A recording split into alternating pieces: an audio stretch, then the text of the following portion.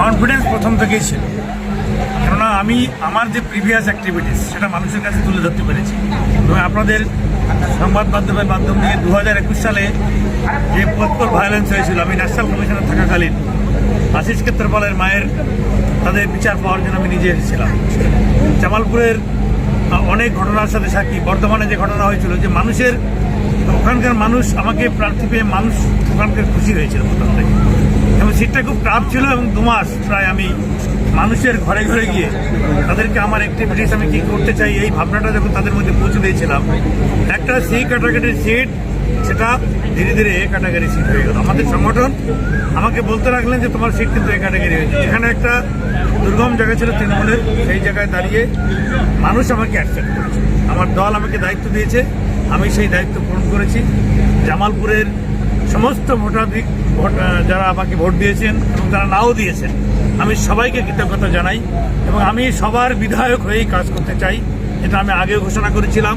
একজন বিধায়কের কী রোল হতে পারে জামালপুর থেকে সারা পশ্চিমবাংলাকে আমি দেখাবো। দাদা, বিধায়ক হয়ে প্রথম কাজ কি হবে? প্রথমেই কাজ হবে, আমি তা আগেও ঘোষণা করেছিলাম, আমি ঘুরতে ঘুরতে জামালপুরে যখন প্রতিটি প্রত্যন্ত এলাকায় যেতে যেতে যেসব গরিব মায়েদের চোখের জল দেখেছিলাম, যারা ঘর পায়নি, অত্যাচারিত হয়েছে, উন্নয়ন হয়নি, সেগুলো আমি প্রথমেই লিপিবদ্ধ করব। এবং আমার প্রথম দায়িত্ব সেই সমস্ত গরিব মায়েদের চোখের জল মুছিয়ে তাদেরকে আমি ঘরের ব্যবস্থা করব। এটা আমার প্রথম কাজ।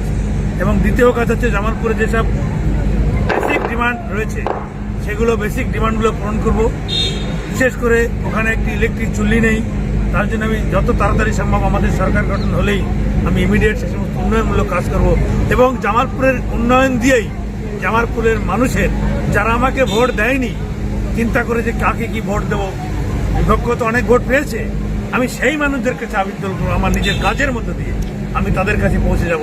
এবং আগামী দিনে যাতে জনতার বিধায়ক হতে পারি সেই চেষ্টাই আমার থাকবে একমাত্র কাম। দাদা, ডবল ইঞ্জিন সরকার হলো, জামালপুর আর মোশাগ্রামে রেলগেট কবে হবে? জামালপুর মোশাগ্রাম রেলগেট আমি নিজেই ভুক্তভোগী। আমি প্রথমেই বলেছিলাম যে এখানে সরকারের বর্তমান যারা সরকার ছিল, যারা সেই সরকারের কিছু গাফিলতির কারণে ওখানে রেলগেটটা হয়নি। আমি ডিআরএম এর সাথে কথা বলেছিলাম, ডিআরএম বলে স্যার ফাইল রেডি আছে, আমাদের জমির ক্লিয়ারেন্স দিলে আমরা ইমিডিয়েট কাজ শুরু করে দেবো। তো আমি জামালপুর এবং শুধু জৌগ্রাম, জামালপুর নয় এবং জৌগ্রামের রেলগেট, এই দুটো রেলগেট ইমিডিয়েটলি আমি কাজ সম্প্রসারণ করার জন্য আমি হাত দেবো।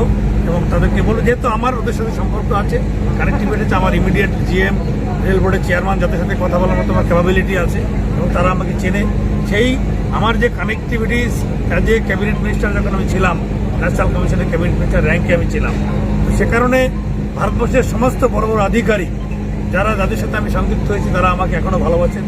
আমি জামালপুরের লোকদের আমার ওই কানেক্টিভিটিটাকে কাজে লাগিয়ে জামালপুরের উন্নয়নটাকে আমি সেই জায়গায় নিয়ে যেতে চাই। এটা আমার স্বপ্ন, যে জামালপুর থেকে আমার জন্ম হয়েছিল, সেই জামালপুরকেই আবার যখন আমাকে ফিরিয়ে এনেছে, জামালপুরের মানুষদের পাশে সুখী দুঃখে তাদের সাথে। শাসকের দাম্ভিকতা চূর্ণ হলো বলে মনে করছেন? হ্যাঁ, তৃণমূলের দাম